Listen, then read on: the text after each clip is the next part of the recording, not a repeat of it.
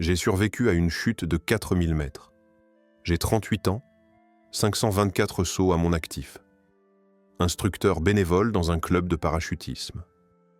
Ce jour-là, la météo était clémente avec quelques rafales signalées.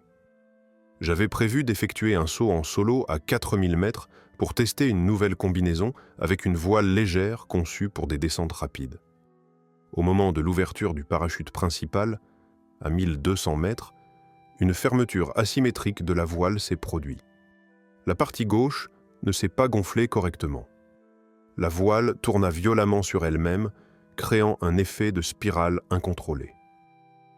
J'ai tenté de contrôler avec les élévateurs, mais la voile est restée instable. J'ai ensuite largué le parachute principal pour passer sur le secours, mais à ce moment, une rafale violente m'a désorienté et j'ai perdu de l'altitude plus vite que prévu. Ensuite, tout s'est enchaîné en ma défaveur. À 500 mètres d'altitude, malgré le parachute de secours, j'ai vrillé sur moi-même et le choc de décélération à l'ouverture fut brutal. J'ai perdu brièvement connaissance à 150 mètres et je me suis écrasé violemment dans un champ d'herbe. J'ai quitté ce monde. Quand j'ai cru y revenir, j'étais ailleurs. J'ai regardé autour de moi. J'étais dans un espace sombre, vide et infini. Je flottais comme en apesanteur. C'est avec cette sensation que j'ai eu très peur. J'ai compris que j'étais parti. À ce moment très précis, j'ai senti que l'on m'observait. Une présence tout d'abord floue, mais quand elle s'est rapprochée de moi, j'ai reconnu mon père décédé 8 ans auparavant. Un père que j'adorais, qui avait perdu la vie dans notre maison familiale lors d'un cambriolage qui avait mal tourné. Il était seul chez nous, et je m'en suis toujours voulu car ce soir-là, mon frère et moi étions sortis avec des amis. Il semblait presque surpris de me trouver là, j'avais la sensation que je n'aurais pas dû y être. Notre lien d'amour terrestre, père et fils, était fort, mais à ce moment-là, ce fut encore plus puissant.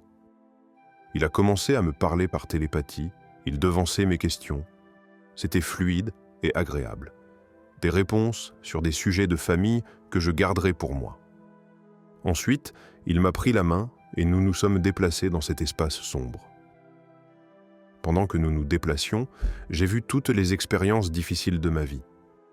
J'ai vu aussi des périodes de ma vie ensemble, tous les deux et heureux. Juste après, il m'a expliqué qu'il y avait quelque chose de glorieux à être sur Terre.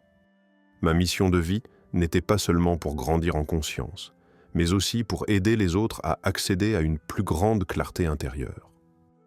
Il m'a regardé en souriant et me disant « Même ceux qui t'ont blessé participent à ton éveil. Chacun a son rôle sacré. Le pardon n'efface pas le passé. Il libère l'avenir. » Immédiatement, je me suis senti allégé d'une douleur qui pesait dans mon cœur depuis sa disparition et ce sentiment m'a instantanément fait replonger sur Terre. Physiquement, je m'en suis bien sorti avec un traumatisme thoracique léger et plusieurs côtes cassées. Je suis reconnaissant que l'on m'ait permis de vivre ce passage dans l'au-delà pour revoir mon père et pour tous les messages qu'il m'a transmis. Il m'arrive d'en parler à ceux que cela intéresse. J'en parle aussi parfois à ceux qui craignent la mort ou qui pleurent un proche, et depuis, j'aime la vie encore plus qu'avant.